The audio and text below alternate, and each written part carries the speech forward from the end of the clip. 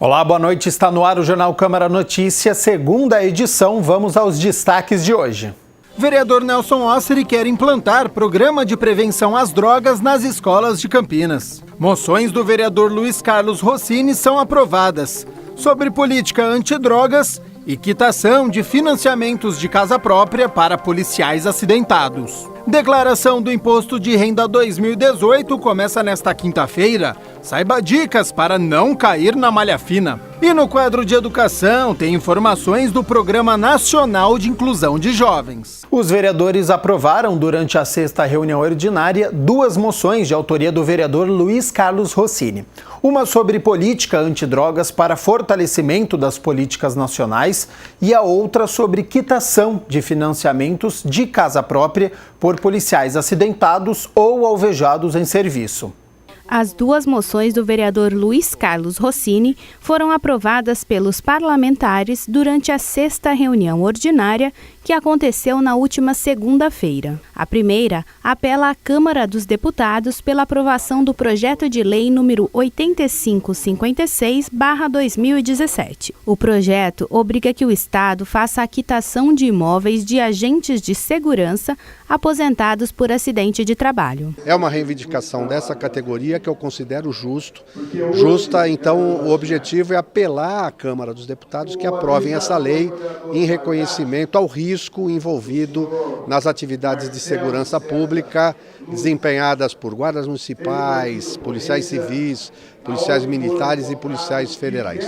O segundo documento apela ao CONAD, Conselho Nacional de Políticas sobre Drogas, pela aprovação da Resolução 01/2017, que define as diretrizes para o realinhamento e fortalecimento da Política Nacional sobre Drogas, tornando-a mais adequada à nossa realidade, observando inclusive o princípio de que a maioria da população brasileira rejeita a ideia de legalização das drogas, como alternativa para aprimoramento das políticas. Para o vereador, o fortalecimento da rede de atenção psicossocial é fundamental para o combate às drogas. Como eu milito nessa área há muito tempo, participo do movimento das comunidades terapêuticas, da Pastoral da Sobriedade, da Federação Brasileira de Comunidades Terapêuticas. Eu acho que trazer para uma moção e a Câmara de Campinas se posicionar pode dar força a esse apelo da sociedade para que essa resolução seja aprovada. Na última reunião ordinária, o vereador Ailton da Farmácia divulgou as respostas dos requerimentos que ele solicitou da Prefeitura sobre os funcionários que utilizavam o celular durante o expediente, sobre o horário de abertura dos portões e conserto de banheiro dos centros de saúde. Vamos acompanhar. O vereador Ailton da Farmácia usou a tribuna na sexta reunião ordinária para falar das respostas que recebeu da Prefeitura para 3 requerimentos. Em um dos documentos, protocolado em novembro do ano passado, o parlamentar questionou sobre o uso de celular por funcionários públicos durante consultas médicas ou outros procedimentos. A Secretaria de Saúde respondeu que não há nenhuma lei específica que regulamente esse assunto. Mas o que a Secretaria está estudando é uma forma de evitar abusos. Ainda de acordo com a Secretaria, atualmente há uma recomendação verbal para que os celulares sejam desligados durante a consulta e outros procedimentos. O vereador aproveitou a resposta para justificar um projeto de lei apresentado por ele no final de 2017. A matéria proíbe o uso de aparelhos eletrônicos por servidores municipais nos centros de saúde e também por usuários durante atendimento médico. Projeto que apresentei no final do ano para tentarmos acabar com os abusos do uso do celular durante atendimentos na unidade de saúde. Bem, o momento certo, senhores vereadores. As outras 2 respostas recebidas se referem ao Centro de Saúde da Vila IP. Na primeira, a Prefeitura afirmou que não é mais possível abrir os portões às 6 da manhã. E na segunda, informou ao vereador que os banheiros do Centro de Saúde já foram consertados. Esse vereador vai trabalhar para que a reforma do Centro de Saúde da Vila Ipê, que está prestes a acontecer, a população passa a contar com um local mais adequado para ficar na fila de espera. Ainda com relação aos banheiros do mesmo Centro de Saúde, cobramos conserto e torneiras e outros utensílios. A Prefeitura informou que o serviço foi realizado. De qualquer forma, a unidade de saúde está precisando mesmo de uma reforma geral. O vereador Nelson Osseri protocolou um projeto de lei para implementar um programa de prevenção às drogas nas escolas de Campinas.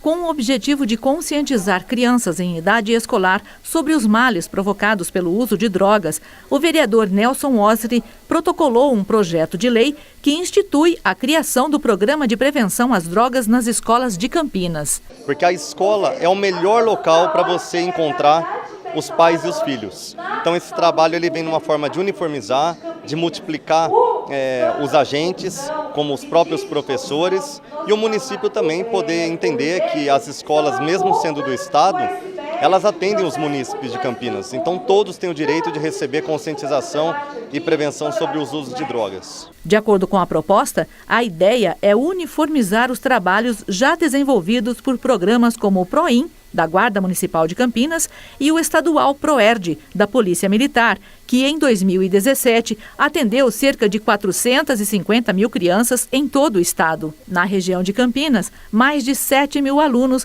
receberam as instruções dos policiais do programa. O PROERD, que é o Programa Educacional de Resistência às Drogas e à Violência, ele é muito importante porque nós trabalhamos uma fase importante do desenvolvimento da criança, em especial no 5º ano do ensino fundamental, uma faixa etária de 10 anos as crianças estão, e nesse momento nós ensinamos as crianças que elas têm que saber se comunicar em todas as áreas de sua vida, em especial sobre o assunto drogas. Mas o assunto drogas nós mostramos para eles que é apenas mais uma área da vida. Elas têm que entender que elas têm que ter responsabilidade, elas têm que entender que elas vão lidar com consequências, e o importante é que elas devam saber sempre fazer escolhas em todas as áreas de sua vida. A proposta é capacitar professores e educadores como multiplicadores da prevenção primária ao uso de drogas. Para isso, as escolas devem promover palestras aos alunos, pais, responsáveis, mostrando a consequência nociva do uso das drogas, tanto as lícitas quanto as ilícitas, e também promover a arte, a cultura, o esporte com enfoque na cultura de paz. Então vai ter prevenção às drogas, vai ter oficinas, de forma que possamos colocar os fatores de proteção para essas crianças, uma forma de conscientização universal que fique valendo para todos, e assim tirar aqueles que estão nas drogas e também dar oportunidade para aqueles que não entraram, não vir a entrar, que é o pior mal do século hoje, é o problema da droga.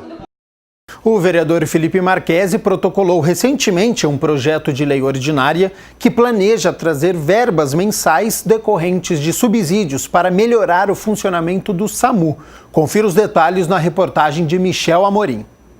Na sexta reunião ordinária, o vereador Felipe Marquesi, que é membro da Comissão de Representação do SAMU na Câmara, falou com a nossa equipe sobre um projeto de lei dele que busca trazer verbas para melhorar o funcionamento do trabalho do Serviço de Atendimento Móvel de Urgência, o SAMU. Com esta lei, o SAMU terá autonomia para não acontecer mais o que aconteceu na cidade de Campinas, que eles possam ter autonomia de trabalhar pela população de Campinas, tanto na parte de reparos de ambulâncias e também como manutenções prediais. Então, o SAMU terá essa autonomia de trabalho. O parlamentar explicou que a verba para o SAMU viria do Fundo Municipal de Saúde, que atualmente o valor está em um pouco mais de 1 bilhão e 300 milhões de reais. De acordo com a proposta do vereador, a prefeitura repassaria mensalmente até 5 centavos por habitante, sendo que no último censo IBGE de 2010, Campinas tem 1 milhão e 80 mil moradores. 5 centavos por pessoa, que daria na faixa de 60 mil reais por mês. Então o SAMU teria essa verba mensal para trabalhar mensalmente aí para atender a população de Campinas. Felipe Marquesi comentou os problemas que o SAMU enfrenta e que com essa verba seriam sanados. Nós vimos lá ambulâncias paradas por conta de documento, de licenciamento, por conta de um pneu furado, de uma lanterna. Então, com essa verba, os diretores do SAMU terão autonomia para poder fazer esses reparos de forma rápida, ágil, sem que a população sinta, né? Fazem parte da comissão de representação do SAMU o vereador Luiz Henrique Cirilo, que é o presidente, e o vereador Zé Carlos como membro. Hoje nós temos 5 ambulâncias em funcionamento, 3 de urgência e emergência e 2 unidades básicas. Então, e 25 praticamente paradas, né? A comissão trabalhou bastante, trouxemos o resultado muito favorável. O prazo para a entrega da declaração do Imposto de Renda 2018 começa nesta quinta-feira, mas muita gente ainda tem dúvidas de como elaborar o documento. Nós ouvimos um especialista para ajudar você com o leão.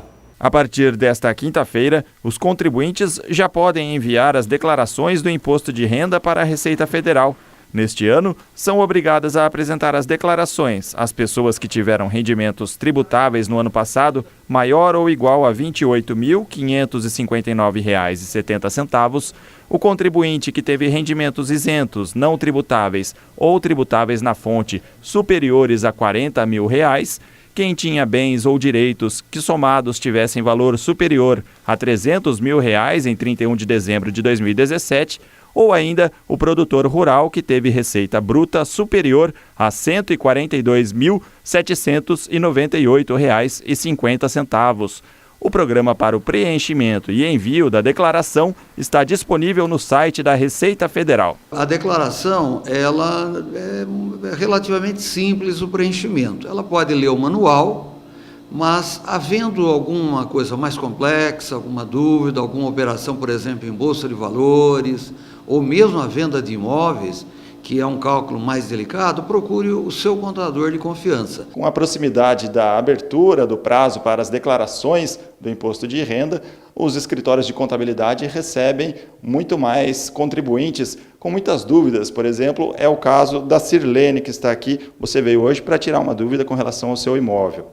Isso, eu vendi um imóvel em 1990 e eu trouxe a escritura dessa venda desse imóvel para o contador, para ele verificar se eu tenho que pagar algum imposto, porque eu tenho dúvida, eu não sei se eu tenho que pagar algum imposto ou não, como ele vai fazer meu imposto de renda, então eu queria tirar essa dúvida. E aí, professor? Então, nesse caso, ela, como comprou o imóvel, a compra que foi em 1990, e hoje ela vendeu em outubro do ano passado por 250 mil, a princípio há um imposto sobre ganho de capital. Mas tem uma alternativa que a legislação oferece. Se ela pegar o ganho desse capital, que embora exista, e comprar um outro imóvel residencial em até 180 dias, ela pode ficar isento disso. E as dúvidas não são poucas. Uma delas é se os casais em que ambos tenham rendimentos devem apresentar declarações em conjunto ou separado. Os cônjuges, as pessoas que são casadas ou que vivem como uma família, elas podem e devem, em vários casos, apresentar declaração em separado. Neste caso, é possível fazer a simulação no próprio site da Receita Federal, apresentando todos os rendimentos do casal e depois simular o que é que fica mais barato, apresentá-la em conjunto ou em separado. Então, é uma possibilidade legal e é um direito de todos nós. E como ficam os bens e direitos em declarações separadas? Nas declarações em conjunto, se declara todos os bens naquela declaração e aí a esposa fica como dependente. Agora, nas declarações em separado, a mulher declara na sua declaração só os rendimentos. Os bens da mulher ficam na declaração do marido e também, nesse caso, é possível inverter. Todos os bens na declaração da mulher e do marido. Mas aquele que declarar os bens menciona que os bens do outro cônjuge, com o CPF número tal, menciona o número, estão declarados na declaração do declarante, de quem está mencionando esses bens. O contribuinte não deve se esquecer das deduções legais. Você pode deduzir até R$ 2.275 por ano, para cada um dos dependentes. Pode ainda deduzir despesas com educação, A educação também tem um limite, que é a escola, no valor de R$ 3.561 por ano para cada dependente. Pode também, nesse modelo completo, deduzir despesas médicas, só que aí é a totalidade, tá? Não tem limite. E se ainda sobrar dúvidas, tem sempre um profissional pronto para ajudar. Os contadores estão aparelhados para dar todas as informações e também para fazer o cálculo e até elaborar a declaração, se necessário. A expectativa da Receita é receber 28.800.000 declarações.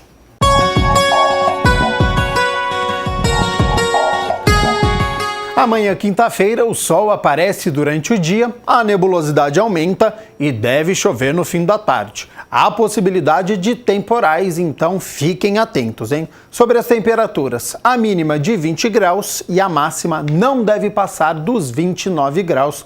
Umidade relativa do ar em torno de 40%. Hoje, no quadro de educação, tem o programa ProJovem, notícias do vestibular da FUVEST e novidades sobre o programa Sala de Aula.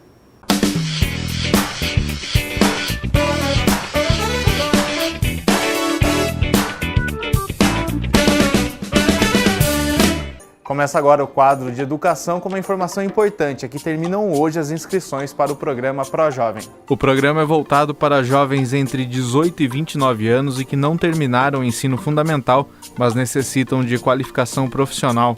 Ao todo, para este ano, são 43 mil vagas na modalidade urbana e 11 mil na modalidade campo. Todo o material didático e pedagógico é oferecido tanto para o aluno quanto para os profissionais envolvidos. E, além disso, o MEC valoriza sistematicamente a formação continuada. Então, nós garantimos também no ProJovem a formação inicial e continuada de todos os formadores do programa. Todo o material escolar é entregue pelo MEC e o programa ainda conta com salas de acolhimento para os filhos dos alunos. A sala de acolhimento é o principal responsável pela baixa evasão do programa. Ela atende crianças de 0 a 8 anos. É importante deixar claro que ela não tem nenhum valor pedagógico. É apenas para acolher o filho dos estudantes no período das aulas. As informações podem ser obtidas nas escolas e nas secretarias estaduais e municipais. Caso você não consiga fazer a inscrição este ano, não precisa desanimar, é só tentar da próxima vez e ficar atento aos prazos. E a FUVEST divulgou ontem a lista para a quarta chamada do vestibular 2018. Se você não está na lista, tem que ficar atento na quinta chamada prevista para acontecer no dia 2 de março. E na semana que vem, na quarta-feira, dia 7 de março, tem uma nova temporada do programa Sala de Aula aqui na TV Câmara. E o primeiro Sala de Aula desta temporada é sobre a universalização do ensino médio. O quadro de educação fica por aqui, até semana que vem. Esta edição fica por aqui. A gente se vê amanhã, 12h30, ao vivo na primeira edição do Câmara Notícia. Boa noite e até quinta-feira. Tchau, tchau.